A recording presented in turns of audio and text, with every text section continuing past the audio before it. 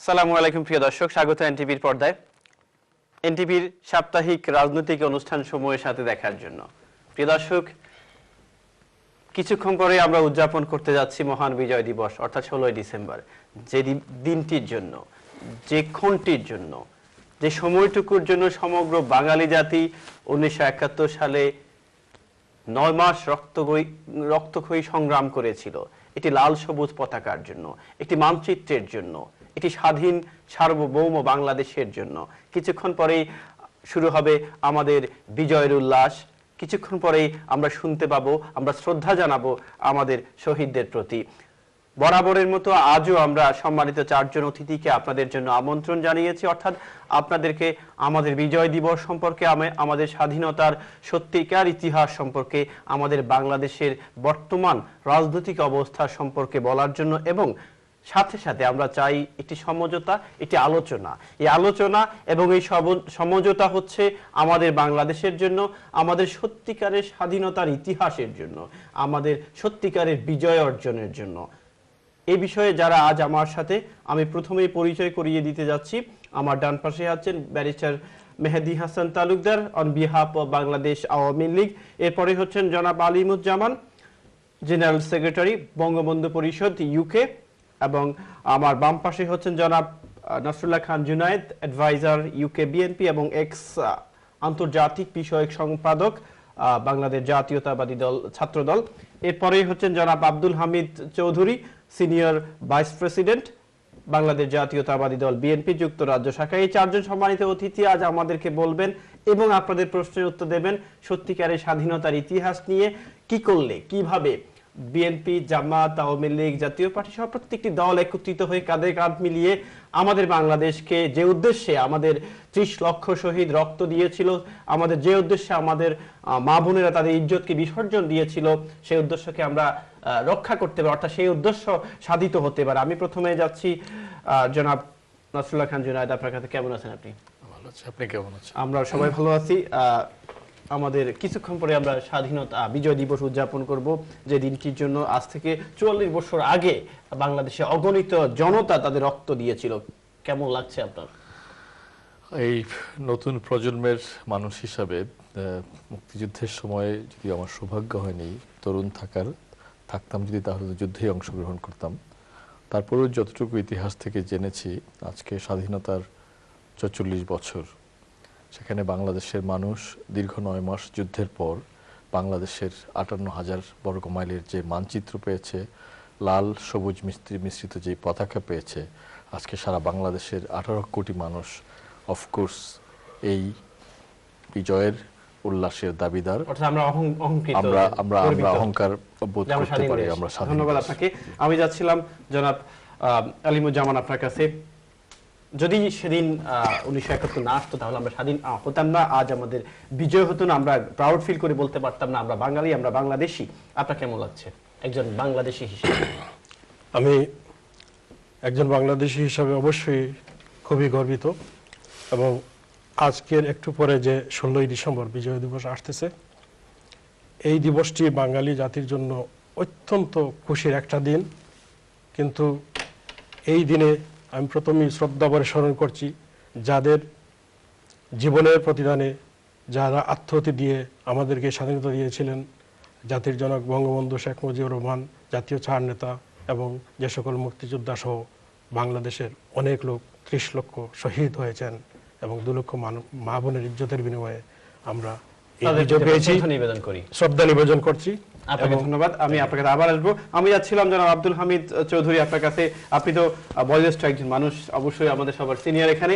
কেমন লাগছে আপনি অবশ্যই স্বাধীনতা যুদ্ধের সময় বাংলাদেশে ছিলেন কিনা আমি জানি না, বাট কেমন লাগছে আজকের দিনটা, যে আমি খুব অহংকার করে বলতে পারি আমি বাংলাদেশি, আমার পতাকা আছে, আমার ভূমি আছে, আমি স্বাধীন? ধন্যবাদ প্রথমে আমাকে আজকের এই অনুষ্ঠানে আমন্ত্রণ করার জন্য। সেই সাথে টেলিভিশনের সম্মুখে যে সমস্ত দর্শক শ্রোতা বসে আছেন, এদের সবাইকে বিজয়ের এই দিনে আমি আমার পক্ষ থেকে অশেষ ধন্যবাদ জানাচ্ছি। একটি জাতির 1000 বছরের লালিত স্বপ্ন, তার স্বাধীনতা, তার সার্বভৌমত্ব, এবং আজকের এই দিনে আমি শ্রদ্ধাভরে স্মরণ করি স্বাধীনতার মহান ঘোষক, বাংলার প্রথম রাষ্ট্রপতি শহীদ রাষ্ট্রপতি জিয়াউর রহমানকে।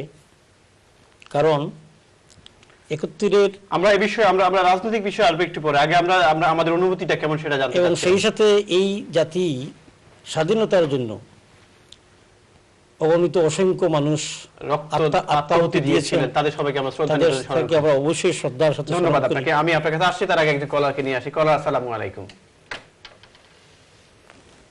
কলার, আসসালামু আলাইকুম। আমরা কলারকে হারিয়ে ফেলছি। ব্যারিস্টার মেহেদী হাসান তালুকদার, আপনি তো নতুন প্রজন্মের মিশন নসরুল্লাহ খান জুনায়েদের মতো একজন, কেমন অনেক লাগছে? ধন্যবাদ শ্রোতার দর্শক সবাইকে। সত্যি আজকের এই 16ই ডিসেম্বরের এই প্রথম লগ্নে যে আমি এখানে আসতে পারবো আমার জানা ছিল না।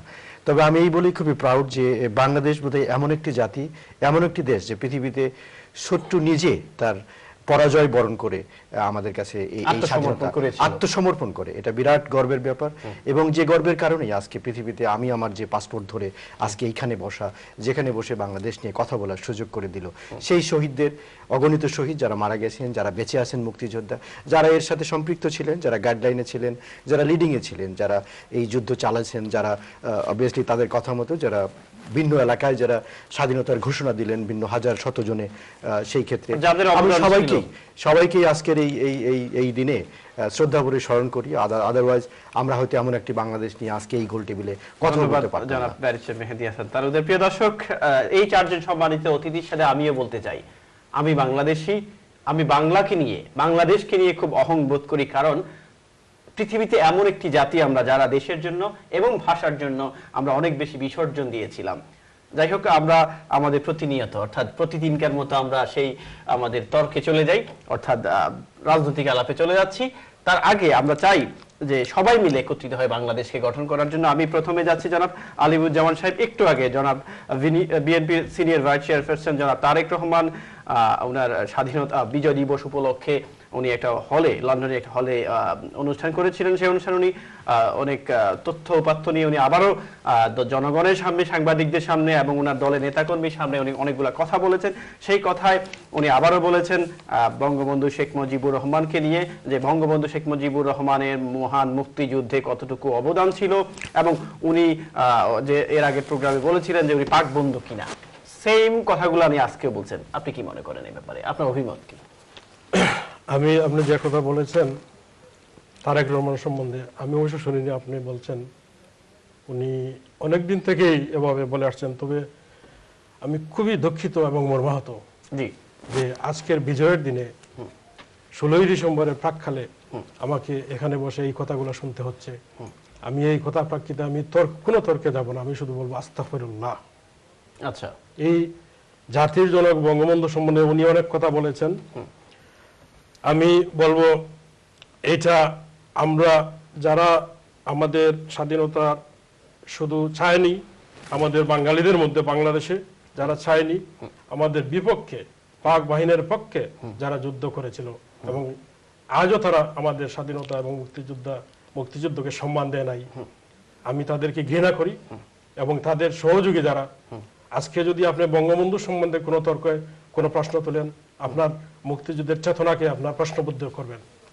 আমি কোনো সময় একজন বাঙালি হতে পারবো না আমি যদি আমার মুক্তিযুদ্ধের চেতনাকে আমার অন্তরে ধারণ না করি। আচ্ছা, যার কারণে আমাকে এগিয়ে যেতে হলে অবশ্যই আমাদের মুক্তি, কারণ বাংলাদেশের মুক্তিযুদ্ধ এবং স্বাধীনতা তা পৃথিবীর অন্যতম একটা মুক্তিযুদ্ধ ছিল। আমরা এটা খুবই বিরল একটা একটা অবশ্যই জাতি হিসেবে আমরা অহংবোধ করি এই জন্য। একটা জাতি যার কিছু ছিল না, কোনো সম্বল ছিল না, যুদ্ধ করে রক্ত দিয়ে একটা দেশ স্বাধীন করেছে পৃথিবীর আর দুনিয়ার কোনোখানে এই উদাহরণ থাকবে। একটা প্রশ্ন করছেন জনসম্মুখে, উনি এও বলছেন যে উনি জনাব বঙ্গবন্ধু শেখ মুজিবুর রহমানের একটা স্পিচ উনি আজকে ওনার প্রেজেন্টেশনে, ওনার ডকুমেন্টারিতে দেখালেন, অর্থাৎ উনি স্ক্রিনে দেখালেন, এবং উনি ওপেন চ্যালেঞ্জ করছেন যে যদি পৃথিবীর এমন কোনো, অর্থাৎ ভাষা, আমরা আমাদের ভয়েস টেস্ট করার জন্য অনেকগুলো মেশিন আছে না, সেই এমন কোনো মেশিন নিয়ে আসতে পারেন, I am ready to face it, অর্থাৎ আমি সেটার জন্য প্রস্তুত আছি। এবং উনি এও বলছেন যে জনাব, উনি একটা স্পিচে ভিডিও ক্লিপে দেখালেন যে জয় বাংলা, জয় পাকিস্তান, এই কথাটা বলেছেন। আর উনি এও বলেছেন জিন্দাবাদ, পাকিস্তান জিন্দাবাদ, সরি, এই কথা বলেছেন। তো এই প্রেক্ষিতে উনি এও বলেছেন যে 25শে মার্চের কথা বলছেন উনি, ইয়াহিয়ার সাথে মিটিং করার কথা বলেছেন উনি, এবং উনি যখন বাংলাদেশ স্বাধীন হলো, অর্থাৎ আমরা 16 ডিসেম্বর তো স্বাধীন হলাম, তাই না, এবং এরপরে যখন উনি পাকিস্তান থেকে আসলেন তখন উনি পাকিস্তানের পাসপোর্ট নিয়ে আসলেন। এই প্রত্যেকটি প্রেক্ষাপট অবশ্যই জুনায়েদ সাহেব আপনাদেরকে এক্সপ্লেইন করবেন। এই প্রেক্ষাপটেই উনি বঙ্গবন্ধু শেখ মুজিবুর রহমানকে বলছেন যে উনি বা আপনার মুক্তিযুদ্ধে ওনার ভূমিকা নিয়ে উনি প্রশ্ন তুলেছেন। মুক্তিযুদ্ধে বঙ্গবন্ধু সম্বন্ধে প্রশ্ন তোলাই মানে আপনার ওই বাংলাদেশের মুক্তিযুদ্ধকে নিয়ে আপনার পুরো জাতির যে বিশ্বাসকে নিয়ে প্রশ্ন তোলা, এবং উনি বলেছেন এই প্রশ্নগুলা কোনো যুক্তিযুক্ত নাই। আচ্ছা, আমি আপনাকে কারণ এই পাকিস্তানের পাসপোর্টের কথা বলতেছেন, এই পাকিস্তানের পাসপোর্টের কোনো ব্যবহার নাই। একটা যুদ্ধ শেষ হয়েছে একটা দেশে, উনি ডিপ্লোম্যাটিক একটা অ্যারেঞ্জমেন্টে এইখানে যে ব্রিটিশ প্রধানমন্ত্রী ছিলেন ওনার মাধ্যমে ডিপ্লোম্যাটিক একটা অ্যারেঞ্জমেন্টে বাংলাদেশে গেছেন। কোন পাসপোর্ট নিয়ে গেছেন এটা আমার জানা। তখন কি চাইলে উনি জাতিসংঘের, অর্থাৎ আমরা যখন রিফিউজি হইলে কিন্তু আমরা একটা টোকেন নিয়ে দেশে যাইতে পারি, জানেন তো? উনি তো রিফিউজি ছিলেন না, উনি একজন বাংলাদেশের একজন, যেহেতু বাংলাদেশ স্বাধীন হয়ে গেছে 1971 সালে, স্বাধীন হয়ে গেছিল, এরপরে তো উনি আর পাকিস্তানি না, উনি বাংলাদেশী। কিন্তু অবশ্যই বাংলাদেশী, এই প্রশ্ন তো কোনোদিন কেউ তুলে নাই, এটা তো তারেক জিয়া সাহেব। আচ্ছা, আমি আসছি জনাব জুনায়েদ সাহেবের কাছে। জুনায়েদ সাহেব, একটু আগে আপনি মনে হয় প্রোগ্রামে ছিলেন, আমরা যারা সাংবাদিক ছিলাম আমরা শুনলাম যে জনাব তারেক রহমান উনার বক্তৃতার মধ্যে বলেছিলেন, এবং একবার না বহুবার বলেছেন যে কথাটি, সেটা হচ্ছে যে বঙ্গবন্ধু শেখ মুজিবুর রহমানের স্বাধীনতা যুদ্ধে, অর্থাৎ উনি শুধু বঙ্গবন্ধুকে বলে নাই, উনি বলছেন 1971 সালে স্বাধীনতা যুদ্ধে বঙ্গবন্ধু শেখ মুজিবুর রহমানের পরিবারের ভূমিকা ছিল না। উনি উনাকে যেহেতু ভূমিকা ছিল না, এবং উনি অনেকগুলা মানুষ উনি বলছেন যে মারার ক্ষেত্রে ভূমিকা ছিল, এইভাবে উনি অনেকগুলা কথা বলছেন। আপনি একটু এক্সপ্লেইন করবেন আমাদেরকে কেন বলছেন এই কথা? ধন্যবাদ আপনাকে এই প্রশ্নের জন্য। আসলে বেসিক্যালি আমরা যারা রাজনীতি করি সেখানে ফ্যানাটিক হওয়ার কোনো স্কোপ নেই। এই জন্য বলছি যে আমার ভাই একটু আগে বলছেন, আমি অ্যাপ্রিসিয়েট করি হি belongs to his parties ideology, কিন্তু পাশাপাশি tricks is a vital part of politics. রাজনীতিতে ট্রিক্স থাকবেই। শেখ মুজিব একজন রাজনৈতিক নেতা ছিলেন, সেখানে তার রাজনৈতিক ভূমিকা কি থাকতে পারে সেই তর্ক বিতর্কের ব্যাপারগুলো আলোচনা করে যদি আমি তাকে প্রফেটের মতো মনে করে আস্তাগফিরুল্লাহ বলি, আস্তাগফিরুল্লাহ শব্দের অর্থটা উনি বোধহয় জানেন, এটা বললে ধর্মকে অবমাননা করা হবে। এটা আস্তাগফিরুল্লাহ একজন রাজনৈতিক ব্যক্তির সাথে উনি যে কথা বলেছে যেটা যায় না, সেটার সাথে মানানসই না, নাম্বার ওয়ান। 1971 সালে কি হয়েছে, ওনার কি ভূমিকা ছিল, তারেক সাহেব, আমাদের দেশনায়ক তারেক রহমান যে কথাটি বলেছেন, একটি কথা উনির ব্যক্তিগত কথা নয়। উনি উদ্ধৃতি দিয়েছেন একে খন্দকারের, উদ্ধৃতি দিয়েছেন তৎকালীন আওয়ামী লীগ নেতাদের, উদ্ধৃতি দিয়েছেন শেখ মুজিব যেই বই লিখেছেন, আপনি জানেন শেখ হাসিনা এটা পাবলিশ করেছেন কিছুদিন আগে, শেখ মুজিবের অজানা কথা, সেখান থেকে উদ্ধৃতি দিয়েছেন। সেখানে ক্লিয়ারলি যে শেখ মুজিবুর রহমানের পরিবারের ভূমিকা ছিল না স্বাধীনতা। এটা তো আপনাকে peoples what is written in the book, আপনাকে situation will tell you what he has done during that period, whether he was the leader who was looking for the independence or not, or he basically played a role as a traitor. Behind the scene, what he has done, that is after 44 বছর পর আজকে যেই মিথ্যাকে সত্য বলে মানুষের সামনে প্রমাণিত করার চেষ্টা করা হয়েছে, আজকে সেই মিথ্যাকেও যদি কেউ 100 বার সত্য বলে সেটা সত্য হয়ে যায়। আজকে তারেক রহমান সাহেব সেই কাজটি করছেন, সেই ইতিহাসটাকে এনে মানুষের কাছে পরিষ্কার করতে চাচ্ছেন আসলে শেখ মুজিব সাহেবের ভূমিকা তখন কি ছিল। 16 তারিখ থেকে আপনি জানেন 25 তারিখ পর্যন্ত ইয়াহিয়া খান ঢাকায় অবস্থান করেছেন। সেখান থেকে যেই 6 দফা ছিল, কোনো দফাতেই বাংলাদেশের মুক্তিযুদ্ধের কোনো আলোচনার বিষয় আলোচনা হয়নি। তার নেগোসিয়েশনে ছিল how he can become a prime minister of east Pakistan, এবং সেই ওই সময় ইয়াহিয়ার সাথে শেষ পর্যন্ত এই যে বৈঠকটি হয়, প্রেস কনফারেন্সে যে সে তার যে ভিউজ এক্সপ্রেস করেছে, বারবার জিজ্ঞাসা করার পর একটি বারের জন্য স্বাধীনতার কথা বলে। ধন্যবাদ জনাব সাহেব, আমি আপনার কাছে ব্রেকের পর আবার প্রিয় দর্শক কথা বলছিলাম স্বাধীনতার সত্যিকার ইতিহাসকে নিয়ে। আমরা জানতে চাই তরুণ প্রজন্ম, বর্তমান প্রজন্ম এবং আমাদের আগের প্রজন্মের কাছ থেকে সত্যিকারের স্বাধীনতার ইতিহাস কি, এবং আমরা শ্রদ্ধা জানাতে চাই আমাদের মহান শহীদদের প্রতি যারা 1971 সালে যাদের বিসর্জনের বিনিময়ে আমরা স্বাধীন, আমরা বাংলাদেশী। ছোট্ট একটি বিজ্ঞাপন, বিরতির পর আমাদের সাথেই থাকুন।